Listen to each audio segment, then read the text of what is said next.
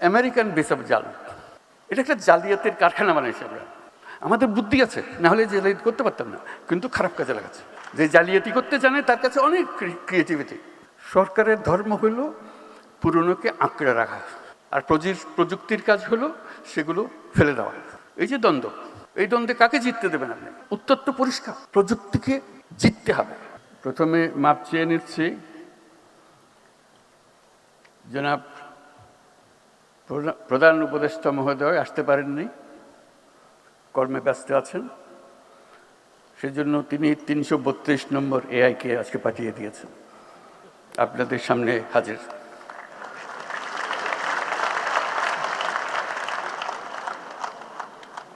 তা আমি চেষ্টা করব উনি যা বলতে চেয়েছিলেন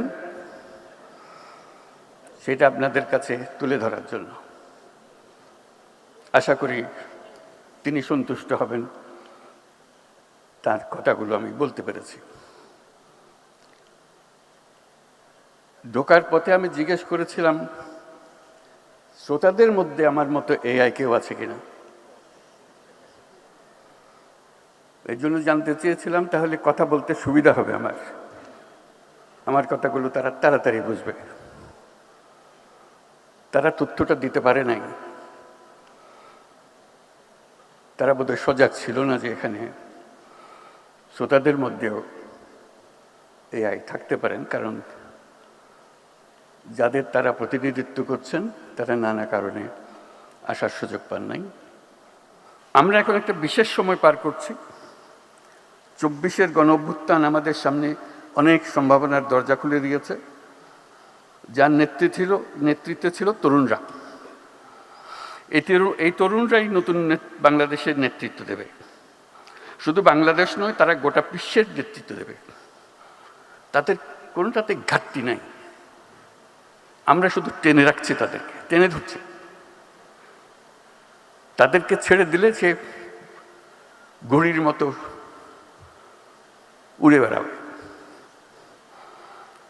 বর্তমান তরুণ প্রজন্ম আগেকার প্রজন্ম থেকে সম্পূর্ণ আলাদা। আমরা দেখতে একরকম, কথা বলি একরকম, মানুষ আমরা ভিন্ন। সে আমাকে অনেক পেছনে ফেলে চলে গেছে। যেহেতু আমি এত কম স্পিডে হাঁটি, সে আমার সঙ্গে পাল্লা দিতে পারে না। সে বিরক্ত হয়ে আমার ছেড়ে চলে যাচ্ছে। আজকের তরুণরা পৃথিবীর ইতিহাসের সবচেয়ে শক্তিশালী প্রজন্ম। এটা বিশ্বব্যাপী যে প্রজন্ম, এটা পৃথিবীর ইতিহাসে এত শক্তিশালী প্রজন্ম আর হয় নাই, এমন শক্তিশালী। তারা কি সর্বকালের শক্তিশালী? না, সর্বকালের শক্তিশালী না। এর পরের প্রজন্ম এর থেকে আরো বেশি শক্তিশালী হবে। এই দুই প্রজন্মের মুখ দেখা দেখে হবে না, এরকম অবস্থা। এর কথা এরা বুঝবে না, এইভাবে এটা চলবে। এই শক্তিটাকে আমরা কাজে লাগাতে পারছি, তাকে রিকগনাইজ করতে পারছে না, তাকে রিকগনিশন দিচ্ছেন। রিকগনিশন দিলে সে এগিয়ে আসতে পারতো, কাজটা করতে পারত। এই যে পরিবর্তন, এই যে শক্তিশালী হয়েছে, তার এসেন্সটা হলো প্রযুক্তি, যেটার বিষয়ে আমরা আলাপ করছি। ওর কারণেই সে ভিন্ন। সে আমার ছেলে, আমার মেয়ে, কিন্তু ওই যে বললাম, তার কাছে আমি গুহাবাসী। যেহেতু তার কাছে ওই শক্তি, আলাদিনের চেরাগ তার হাতে, এই আলাদিনের চেরাগ দিয়ে সে যা ইচ্ছা তাই করতে পারে। আমি একটা বাক্য রিপিট করি, আবারও এখানেও রিপিট করি। Younger you are, more powerful you are. যতই তরুণ ততই শক্তিশালী।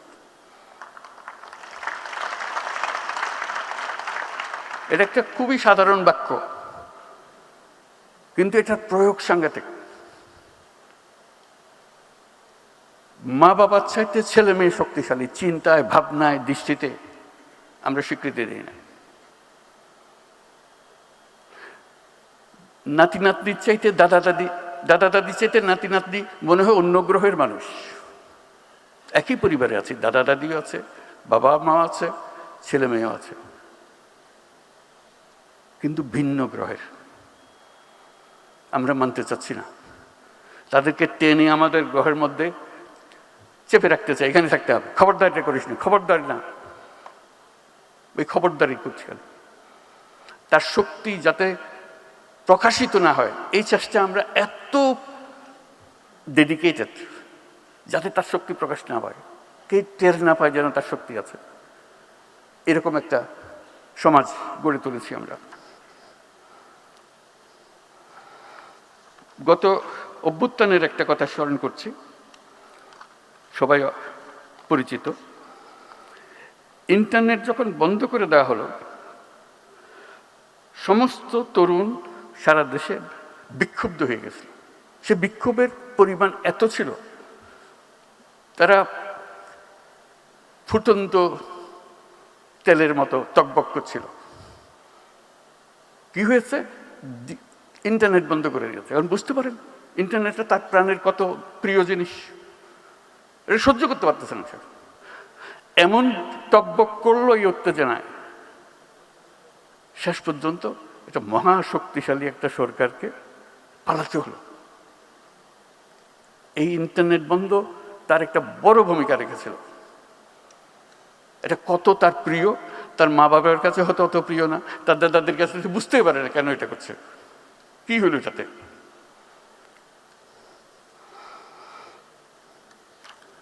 এর সঙ্গে একটা সাম্প্রতিক অভিজ্ঞতার কথা বলি, গতকালের অভিজ্ঞতা, অনেকে হয়তো পত্রিকাতে বা টেলিভিশনে দেখেছেন। পার্বত্য চট্টগ্রামে কয়েকটা স্কুলের সঙ্গে ইন্টারনেট সংযোগ, এটা নিয়ে বহু দরবার করতে হয়েছে, এটা কেন যাবে না, কীভাবে হবে না, নানা অসুবিধার কথা। এটা পারা যাচ্ছে না, আমাদের পারতেই হবে ইন্টারনেট, আর কিছু না হোক, সকল স্কুলে না হোক, একটা স্কুলে দাও, 10টা স্কুলে দাও, 20টা স্কুলে দাও। এই লড়াই করতে করতে যাবার বেলায় সেটা গতকাল সম্ভব হলো। পার্বত্য চট্টগ্রামের 3টা জেলায় 12টি স্কুলে ইন্টারনেট সংযোগ দেওয়া হলো। আমরা বললাম যে এই যে দিলাম, সেটার পরিচিতি হিসেবে আমরা ওই 12টা স্কুলের সঙ্গে একটু বসবো, তাদের চেহারা আমরা দেখবো, আমাদের চেহারা তারা দেখবে। কালকে সকালে সেটা করছিলাম। অদ্ভুত অনুভূতি। ফুটফুটে বাচ্চাগুলো ওইদিকে টকবক করছে, ইন্টারনেটে ঢাকা শহরের সঙ্গে কথা বলছে, প্রধান উপদেষ্টার সঙ্গে, এবং তারা কথা বলছে, সত্যি সত্যি কথা বলছে, আমাদের কথা শুনছে, হাত উঠাতে বললে হাত উঠাচ্ছে, তালি দিতে বললে তালি দিচ্ছে, আমরাও তালি দিচ্ছি তাদের সঙ্গে। নিশ্চয়ই তাদের জীবনের একটা স্মরণীয় ঘটনা এটা। 12টা স্কুল মাত্র, 3টি জেলা, খাগড়াছড়ি, বান্দরবান, পার্বত্য, আর এই 3টি জেলার মধ্যে আমরা দিলাম। একটা স্মরণীয় দিন তাদের জন্য। আমি যেটা বললাম, চাঁদের আলো একদিকে সবাই পাচ্ছে, চাঁদের অপরিপিতে অন্ধকার। আমরা এইদিকে বাংলাদেশের এদিকে ইন্টারনেট পাচ্ছি, বাংলাদেশের ওইদিকে তারা ইন্টারনেট পায় না। কথাটা বললাম এই জন্য যে ইন্টারনেট বন্ধের কারণে এটা মহা প্রতিপত্তিশালী একটা সরকারকে বিদায় নিতে হলো। আমাদের দেশে 3টা জেলায় যে ইন্টারনেট এখনো পৌঁছায়নি, সেটার ব্যাপারে আমরা পাত্তাই দিচ্ছি না। তারাও যদি এরকম প্রতিবাদ করত, তোমরা পাবে আমরা পাবো না কেন, কি জবাব দিতাম? আমি তাদের কাছে মাপ চাইলাম সবার পক্ষ থেকে, যারা আমরা উপভোগ করছি ইন্টারনেট, আমরা পাচ্ছি, এবং 1 দিন 2 দিন বন্ধ হয়ে গেলে আমরা পাগল হয়ে যাচ্ছি। অথচ সেই আমি, তুমি ইন্টারনেট পেলে কি পেলে না, এই ব্যাপারে আমি পাত্তাই দিচ্ছি না, আমি সরকার। এই হলো আমাদের নীতি। একজনের জন্য একরকম, আরেকজনের জন্য আরেক রকম। শুধু ইন্টারনেট এর সঙ্গে যে এত কত সার্ভিস জড়িত আছে, তাদের স্কুল কলেজে লেখাপড়া হচ্ছে না, শিক্ষক নাই, এত উপযুক্ত শিক্ষক নাই, কাজেই ক্লাস লেখাপড়া হচ্ছে না। আমি ইন্টারনেট থাকলে তো শিক্ষক এখানে থাকবে, ছাত্রও এখানে থাকবে। বলি শিক্ষক যেতে চাই, আমি যাবার দরকারটা কি? কোন যুগে আছি আমরা? শিক্ষক ফুটতেছে তার বাড়িতে বসে ওখানে লেখাপড়া করো। আমি তুমি চ্যালেঞ্জ দাও, যত রিটায়ার্ড শিক্ষক আছে বাংলাদেশের বেস্ট শিক্ষক বেছে নাও, যে পার্বত্য চট্টগ্রামের একটি স্কুলে উনি এই সাবজেক্ট পড়াবেন, আনন্দ সহকারে রাজি হয়ে যাবে। বলবো যে কত স্কুলে পড়াতে পারবো, বলেন আমি তো রিটায়ার্ড মানুষ, and he may be or she may be the best teacher. সে আনন্দ পাবে, ছেলেরও পাবে, শুধু ওই ইন্টারনেট প্রযুক্তিটা লাগিয়ে দেওয়া। তো কালকে তো ওপেন করলাম, খেয়াল রাখবেন এটা কয়দিন ওপেন থাকে। অনেক সময় সরকারকে বুঝ দেওয়ার জন্য একটা করে ফেললাম, মন্ত্রী মহোদয়, প্রধান উপদেষ্টা নির্দেশ দিয়েছেন, কাজে একটা কিছু করতে হবে, করলাম। উনিও ভুলে গেলেন, আমরা ভুলে গেলাম। ২৫০০ স্কুল আছে পার্বত্য চট্টগ্রাম, আমরা ১২টার সঙ্গে কথা বললাম মাত্র। এই হলো আমাদের প্রযুক্তি।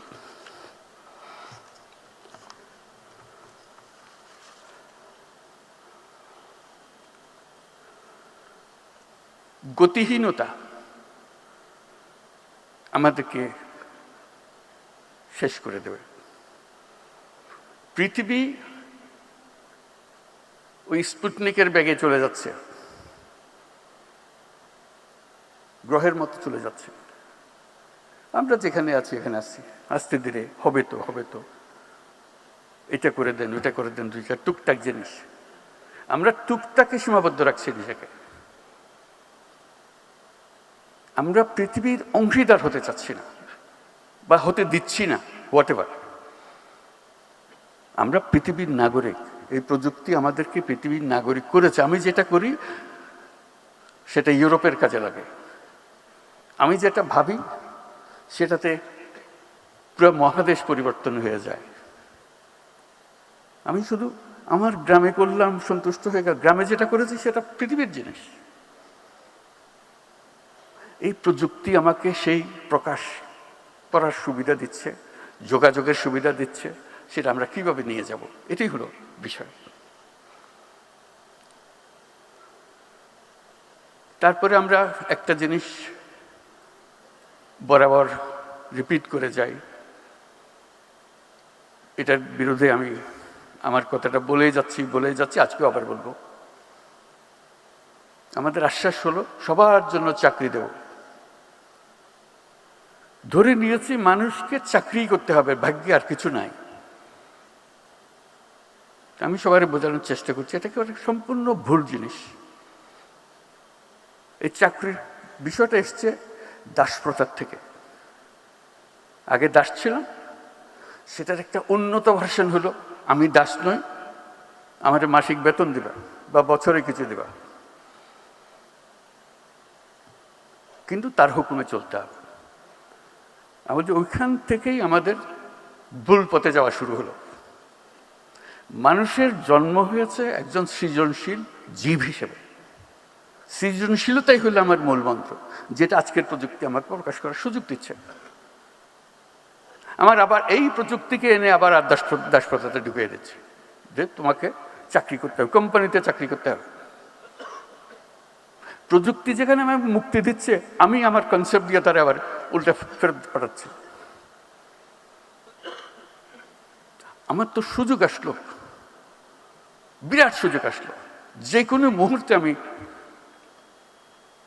এখন আমার নিজস্ব কর্মকাণ্ড সৃষ্টি করতে পারি, আমি উদ্যোক্তা হতে পারি। সেটাতে আমরা নিয়ে যেতে পারছি না। কাজে আজকে যদি এই মন্ত্রণালয়ে কোনো সার্থকতা থাকে, সেই সার্থকতা হলো দেশের মানুষকে, ইয়াং জেনারেশনকে চ্যালেঞ্জ দেওয়া, কে কে উদ্যোক্তা হতে চাও, আমরা তোমাদের পেছনে আছি, সেটা করে। তরুণদের মধ্যে কত শতাংশ উদ্যোক্তা হলো প্রতি বছর নতুন, সেটা দেখানোই হলো এই মন্ত্রণালয়ের সার্থকতা। এবং তার গোড়াটা হলো প্রযুক্তি।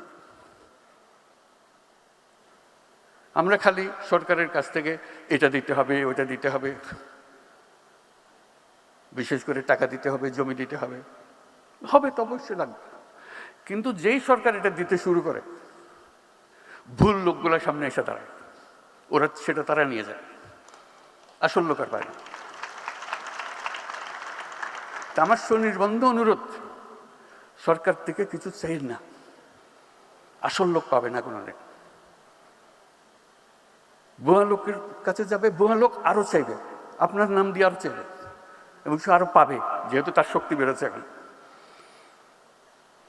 সরকারকে বারে বারে মিনতি করে বলবেন, আমাকে কিছু দিয়েন না, শুধু আমার নীতিটা ঠিক করে দেন, এই কাজটা করে দেন, বাকিটা আমরা সামাল দেব। তাহলে আমাদের বাঁচোয়া, তাহলে আমাদের বাঁচোয়া না। যেই সরকারের কাছ থেকে কিছু চাইতে আসে, তাকে সন্দেহের চোখে দেখবেন, তাহলে জিনিসটা টের পাবেন। এই যে আমরা মন্ত্রণালয়ের কথা বলছি, আজকে অনেক কথা হলো। এই মন্ত্রণালয় একটা প্রতীক, পুরো সরকার হলো আরো বৃহত্তর সংগঠন। প্রযুক্তির গতি এত দ্রুত, প্রতিটি প্রতিষ্ঠান, প্রতিটি নীতি প্রণয়নকারী দ্রুত গতিতে ইরিলেভেন্ট হয়ে যাচ্ছে। কারণ সে বসছে যে সময় যে উদ্যোগ নিয়ে, সেটা কালকে পাল্টে যাচ্ছে, সে কিন্তু পাল্টাচ্ছে না। কাছেই ওই পথে নিয়ে যেতে হলে ওই যারা চোখে দেখছে পরিবর্তনগুলো, তাদেরকে ঠেলে ঠেলে এদেরকে নিয়ে যেতে হবে। একই কাজে আমি নিজের মতো করে বলি, এটা কেউ হয়তো সিরিয়াসলি নেয় না। আমি বলি যে সরকারি কর্মচারী 5 বছরের বেশি সরকারে থাকা ঠিক না, কেন হতে তার মন একটা কাঠামোর মধ্যে ফিক্স হয়ে গেছে, এর থেকে বেরোতে পারেনি সে। আবার নতুন লোক যারা বাইরের থেকে দেখতেছে, তাদেরকে নিয়ে আসতে হবে। এটা বিশেষভাবে প্রযোজ্য এই প্রযুক্তি মন্ত্রণালয়ের। প্রযুক্তি মন্ত্রণালয়ে যদি এমন লোক আসে যে প্রযুক্তি সম্বন্ধে বোঝাপড়া হয়েছিল 30 বছর আগে, 30 বছরের ছাড়া দুনিয়া পাল্টে যায়, তাকে ওই যেটা দিয়েছে সেটাই তার দোষ না, সেটা অনুভব করার সুযোগ পায় নাই। কাজে যে অনুভব করছে সে যেন আসতে পারে। প্রতিনিয়ত পরিবর্তন, প্রতিনিয়ত পরিবর্তন। নীতিতে আসো, নীতি ঠিক করো, নীতি বাস্তবায়ন করো, যেটা মানুষের কাছ থেকে আসবে সেটাকে দিয়ে দাও। কাজে সেই জিনিসটার দিকে প্রযুক্তি এত দ্রুত, ওই যে বললাম, মেয়ের চাইতে ছেলে মেয়ের চাইতে বাবা মা অবসলিট হয়ে যাচ্ছে, ইরেলেভেন্ট হয়েছে, দাদা দাদি আরও ইরেলেভেন্ট হয়ে যাচ্ছে। সরকারের কথা চিন্তা করে, সরকার কত ইরেলেভেন্ট হয়ে যাচ্ছে, হাসি পায়। পুরনো বস্তা ঘাইটা সে নিয়ম নীতি নিয়ে আসে, এটার উপরে সংশোধন করতে হবে, মূলটা পাল্টায় না। ওই যে ব্রিটিশ সরকার ধরিয়ে দিয়ে গেছে নীতি, ওই নীতির উপরে সব সংশোধন হইতেছে। আরে ভাই, ওটা তো মূল জিনিস রেখেছে গোলমাল, নতুন করে বানাতে অসুবিধাটা কি? সেই পরিবর্তনে কেউ জানে, সব ঠেকার কাজ। আমার ঠেকাটা সামলা দিতে হলো, আমার প্রমোশন হবে, আমি অন্য জায়গাতে চলে যাব। রাজনীতিবিদও তাই, আমার মেয়াদটা কাটিয়ে দিই, আমি আবার পুনর্নির্বাচিত হলো। এই হলো ব্যাপার। আমরা প্রতিষ্ঠান বানাই, প্রতিষ্ঠান এই যে একটা বানিয়ে দিয়েছে, ওটাভাবে চলতেছে। আমার তো মনে হয় প্রতিটি প্রতিষ্ঠান 10 বছর পরে পরে আবার নতুন করে বানাতে, একদম গোড়ার থেকে বানাতে হবে। কারণ এর মধ্যে পৃথিবী পাল্টে গেছে, নিয়মকানুন পাল্টে গেছে, তার লক্ষ্য পাল্টে গেছে, এবং সে ওখানে স্থির হয়ে বসে আছে। তো এই পরিবর্তনগুলো আসতে হবে, এটি হলো আমার মুদ্রা কথা।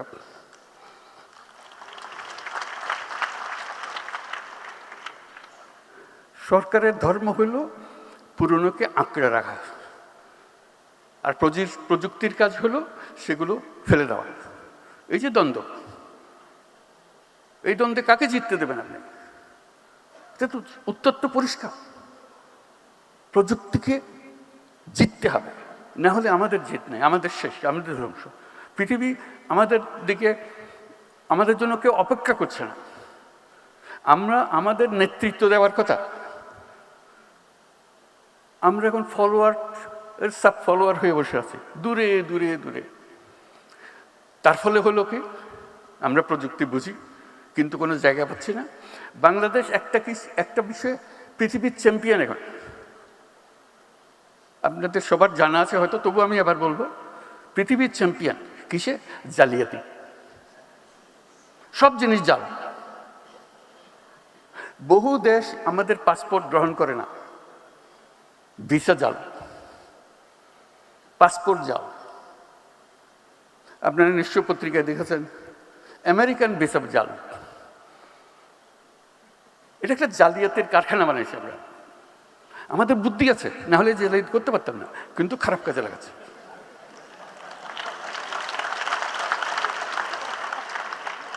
যে জালিয়াতি করতে জানে তার কাছে অনেক ক্রিয়েটিভিটি।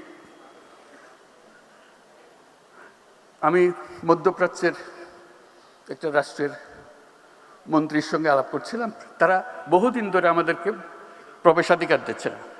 বাংলাদেশি কোনো মানুষ, শ্রমিক বলে কথা না, কোনো মানুষকে প্রবেশাধিকার দেবে না। এমনকি আমি যেটা তাদেরকে বোঝানোর চেষ্টা করার জন্য সর্বনিম্ন, আমাদের যে মেরিনার, যারা জাহাজ চালায় দুনিয়াতে, should be proud of them, they are leading the industry. যে তারা জাহাজ চালায় দুনিয়ার, তারা এক বন্দর থেকে আরেক বন্দর, সেই উপলক্ষে তাদেরকে ওই দেশের বন্দরে যখন জাহাজ আছে তখন কয়েকদিনের জন্য তারা ছুটি পায়, শহরে গিয়ে একটা ঘোরাফেরা করে আসা যাওয়া করতে পারে, জাহাজ ছেড়ে স্থলে আসতে পারে। ওই দেশে তারা আমাদের বাংলাদেশি নাগরিক হলে তাকে নামতে দেওয়া হয় না। আমি শুধু মিনতি জানালাম যে বেচারা জাহাজে জাহাজে ঘুরে, অন্তত তাদের জন্য একটা পারমিশন দাও। বলছে আমাদের নিয়ম তো সবার জন্য প্রযোজ্য, আমরা কি করি? তুমি আমার আবেদনটা গ্রহণ করো, শুধু তাদের জন্য দাও, আর যদি মনে করো সবার জন্য পর উন্মুক্ত করবো। তো কয়েক মাস পরে শুনলাম যে তারা মেরিনারদের পারমিশন দিয়েছে। একটা দুটো দেশ না, লম্বা লিস্টি যাদের দেশে আমাদের প্রবেশাধিকার নাই। ওই মন্ত্রী যার সঙ্গে আমি মেরিনার নিয়ে আলাপ করলাম, সে বলল যে দেখেন আপনি বন্ধু মানুষ, আপনাকে পুরো জিনিসটা আমি বোঝাবো। আমি বোঝাবো বলতে আমি নিজে গেছি, এই যখন তারা আসে দেখার জন্য যে বাংলাদেশিরা রিজেক্টেড হয়ে যাচ্ছে কেন, তো নানাজনের কাগজপত্র দেখালো, শিক্ষার সার্টিফিকেট ভুল, জালিয়াত। বলছে একজন মহিলা, সে আসছে এখানে ডাক্তার হয়ে, তার ভিসা হলো ডাক্তারের ভিসা। আমি দেখে বুঝলাম ডাক্তার হবার তার কোনো ক্ষমতা নাই, তার চেহারায় বলে না ডাক্তারের কিছু আছে। তা আমি জিজ্ঞেস করলাম আপনি কোন মেডিকেল থেকে পাশ করেছেন? তখন কাগজপত্র ঘাটে আর জন্য বের করে দিল মেডিকেল সার্টিফিকেট। তো স্টাফরা বলল স্যার এটা জাল, এটা ভুয়া, বাকি সমস্ত সার্টিফিকেট তার জাল। সে বললো যে আমার অ্যাসেসমেন্টে সবোধ কাজ যেটা শেষ পর্যন্ত করবে, আমি ঢুকতে পারমিশন দিলে সে গৃহকর্মী হবে, কিন্তু নিয়ে এসছে ডাক্তারের সার্টিফিকেট। কি হবে আমাদের? এই প্রযুক্তির কথা বলছি যে এই প্রযুক্তি সে জালিয়াতির কাজে লাগাবে। যদি না আমরা আগের থেকে আমাদের নিজেদের সংশোধন করি, এই গোড়াগুলো কেটে দিই। হাজারে হাজারে মানুষ, নানা ভুয়া, সব কিছু ভুয়া, পারমিশন ভুয়া, ব্যাংক সার্টিফিকেট ভুয়া, এবং আমরা ইস্যু করছি সেগুলো, এবং জেনুইনলি ইস্যু করছি। যেখান থেকে যাওয়ার কথা সেখান থেকে ইস্যু করছি পয়সা। কাজেই আমাদেরকে প্রযুক্তিতে আসতে হলে ন্যায্য জিনিস নিয়ে আসতে হবে। জালিয়াতির কারখানা, এই দেশ জালিয়াতির কারখানা হবে না, হবে না, হবে না। এটাকে আমরা করতে চাই না। আমরা নিজ গুণে দেশে সারা দুনিয়াতে মাথা উঁচু করে চলতে চাই, এবং সেই সামর্থ্য আমাদের আছে। আজকে এই প্রযুক্তির বৈঠকে আমরা সেই ভাবে মন ঠিক করি যে আমরা জালিয়াতি থেকে বের হয়ে আসবো, আমরা তরুণদেরকে উদ্যোক্তা হবার সুযোগ করে দেব এবং আমাদের নীতি বাস্তব এবং বর্তমানকে প্রতিফলিত করুক সে ব্যবস্থা করব, মানুষের সহায়ক সরকার করব, ওইভাবে আমাদেরকে চলতে হবে। তাহলে এই সমাবেশের সার্থকতা। আগামী বিশ্ব সম্পূর্ণ ভিন্ন ধরনের বিশ্ব, যেটা শুরুতেই এর কথা বলে একটু মনে করিয়ে দিলাম। এগুলি বাস্তব হবে, যেগুলো আমরা এখনো চিন্তাও করতে পারছি না, সেগুলি সত্যি হবে, বাস্তব হবে। এবং এর গতি, পরিবর্তনের গতি দ্রুত থেকে দ্রুততর হচ্ছে। এটি হলো 1 নম্বর মেসেজ। আমরা যদি নিজেদের গতি দ্রুত না করি, ওই গতির সঙ্গে নিজেদের সামঞ্জস্য বিধান না করি, কি পরিমাণ দ্রুত গতিতে আমরা পিছিয়ে পড়ব এটা চিন্তাও করা যায়। আমার বলার উদ্দেশ্য হচ্ছে এই খাতটা হলো মূল খাত। এই খাত থেকে ভবিষ্যৎ রচনা হবে আমাদেরও এবং সারা পৃথিবীরও।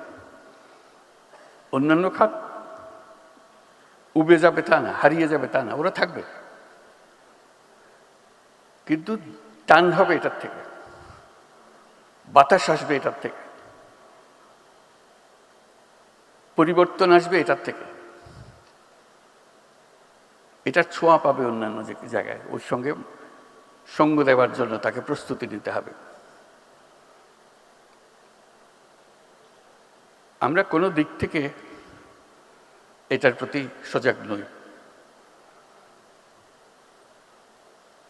আমরা সনাতন যে সমস্ত চিন্তা সেটা এই খাতে নিয়ে আসার চেষ্টা করছি। এই খাতের চিন্তা ভিন্ন।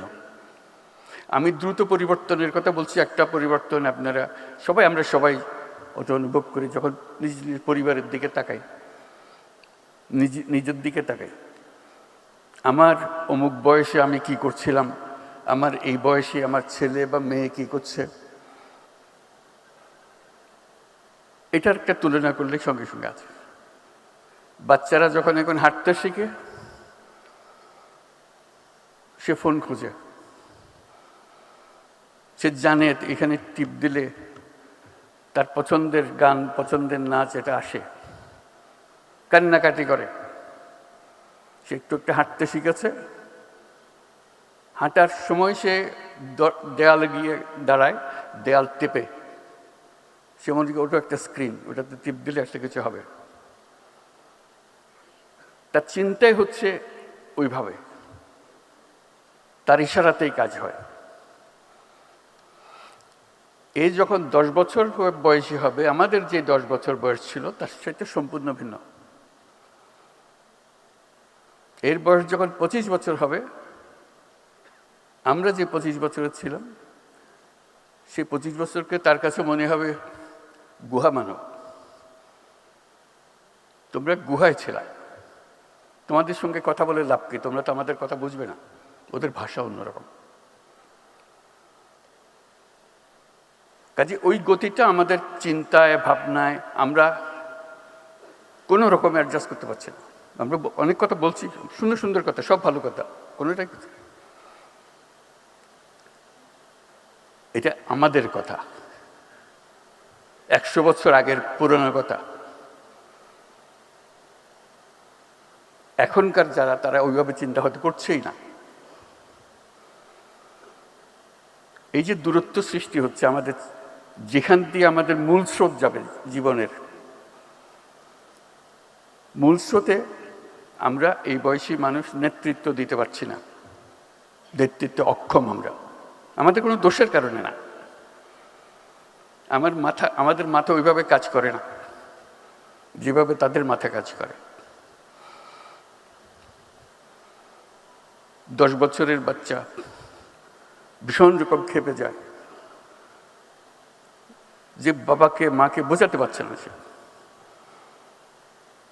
কারণ ওই তো দূরত্ব।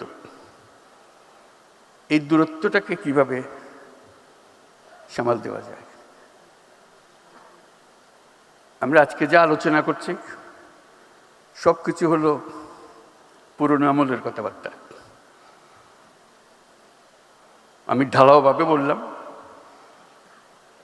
কথাটা চেপে ধরার জন্য, এটা আসলে তাই। সেজন্য আমরা ইরিলেভেন্ট হয়ে যাচ্ছি। যখন দ্বন্দ্ব হয় তখন আমরা বুঝতে পারি না কেন এই দ্বন্দ্ব হচ্ছে। দ্বন্দ্ব হচ্ছে এই জন্য,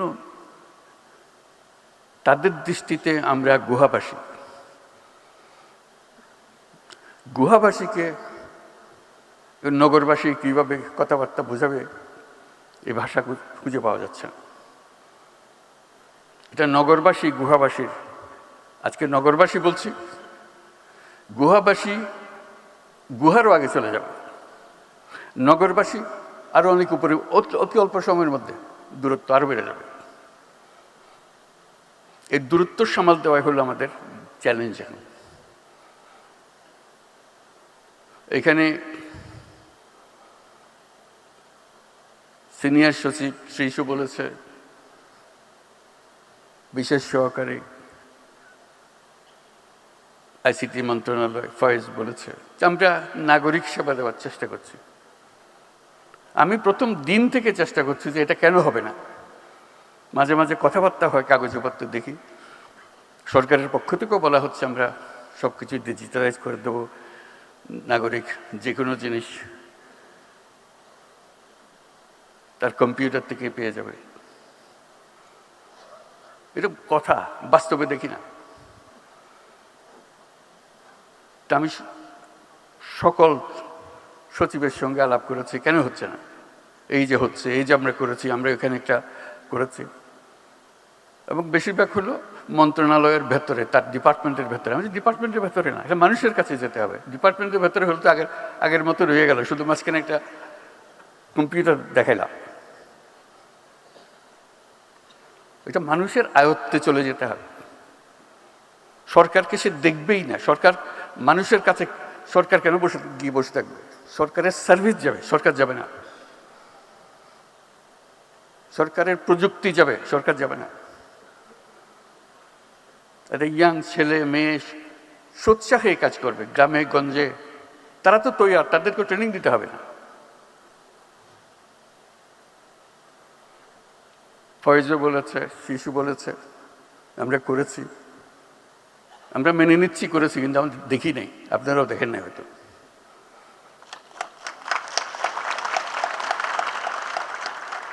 পরিসংখ্যানও দেবে, এতটা করে, এত শত করেছি, এত হাজার করেছি, কিন্তু আমরা দেখি নাই। কেউ ঘরে আসে বলে নেই, দেখেন আমি এনআইডিতে যাওয়ার কথা, এখানে টাকা দিয়েছে, আমার এনআইডিতে দিয়ে দিছে। আমি বিশ্বাস করি না যে সেটা পারবে।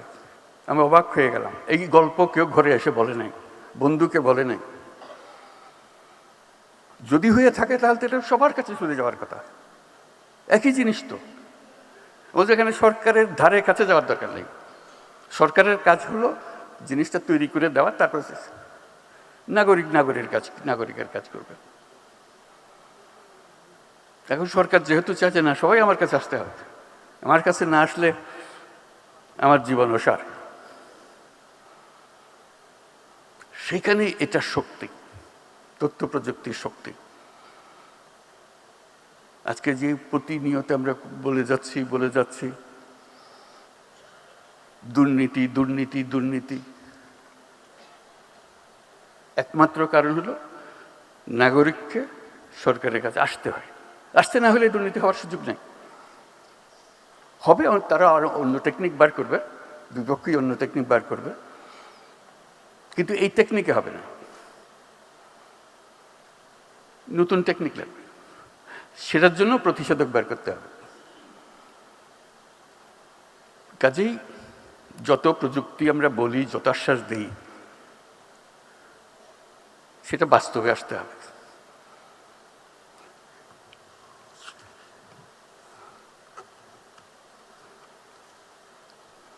আনুষ্ঠানিক কথাটা বলি, digital device and innovation expo 2026 এর উদ্বোধনী অনুষ্ঠানে উপস্থিত সকলকে আমার শুভেচ্ছা ও সালাম জানাচ্ছি।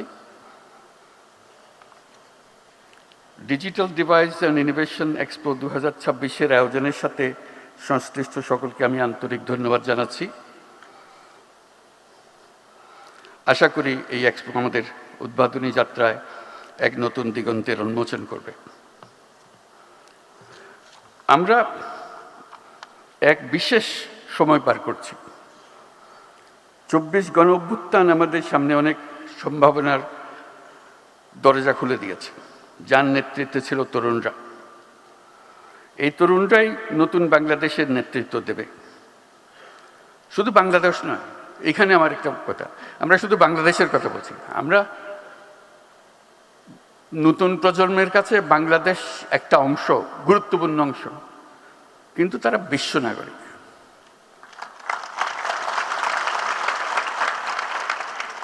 আপনি তারে ঠেলে ঠুলে খালি না বাংলাদেশে ঢুকিয়ে দেন না। বাংলাদেশের কাজ করবে সে, বাংলাদেশের কাজ করার জন্য, সেই গর্ব অনুভব করার জন্যই তাকে বিশ্ব নাগরিক হতে হবে, কারণ বিশ্বে তার ভূমিকা পালন করতে হবে। আমি একটা প্রচেষ্টা করেছিলাম, ব্যর্থ হয়েছি, বহুবার বলেছি, একটা অ্যাপ বানানো, শুধু একটা অ্যাপ বানানো, নামও দিয়েছিলাম শুভেচ্ছা। এটা হলো বাংলাদেশি যে যেখানে আছে দুনিয়ার, যে যে কাজে আছে, এই অ্যাপের মাধ্যমে বাংলাদেশের সঙ্গে যুক্ত হবার, বাংলাদেশি কে কী করছে তার খোঁজ খবর নেবার একটা সুযোগ হবে। তার বিষয় বৈশিষ্ট্য কী, তারা সেই বৈশিষ্ট্যের আরও কারা আছে তারা একটা সাব গ্রুপ করবে, তারা বলবে আমি তো এই কাজ করি, আমি তো এটা বাংলাদেশে যে কোনো সময় করে দিতে পারি। আমাদের যে অ্যাসেটস সারা দুনিয়াতে ছড়িয়ে আছে এবং তাদের আন্তরিকতার কোনো সীমা নেই, একটু ইশারা দিলে লাভ দিয়ে আছে, কিন্তু আমরা নারাজ তাদের সঙ্গে আলাপ করতে। এই অ্যাপটা এই হচ্ছে করতে করতে আজ পর্যন্ত হলো না। একটা জায়গা আমরা যদি টেকনোলজি এতই বুঝি, এতই আমাদের কৃতিত্ব, এই কাজটা কেন করতে হবে? একটা জায়গা যেখানে আমরা সবাই একত্র হব, যারা ইচ্ছুক তারা পাতে নিজেদের সাব গ্রুপ করবে, আমি এখান থেকে এই সাবজেক্টে আমি করতে পারি, এই কাজটা আমরা তো এটাই রিসার্চ করেছি, এটাই তো বের করেছি, সারা দুনিয়া নিচ্ছি, বাংলাদেশ কেন নেবে না? আমি গিয়ে করে দিয়ে আসবো, বা আমার এখানে পাঠিয়ে দাও, আমি সব ঠিক করে দেবো, আমি থাকার ব্যবস্থা করব, কাজের ব্যবস্থা করবো, ইত্যাদি ইত্যাদি। সম্ভব, বিরাট রিসোর্স একটা। এই রিসোর্সটা আমরা ব্যবহার করতে পারছি না, অথচ আমরা মনে করছি যে প্রযুক্তিতে আমরা অনেক কিছু করে ফেলেছি। বহু করার আছে, বহু জিনিস আছে যেটা আমরা হাতে দিচ্ছি, শুধু গদবান্ধা কথা বারে বারে উচ্চারণ করে যাচ্ছে।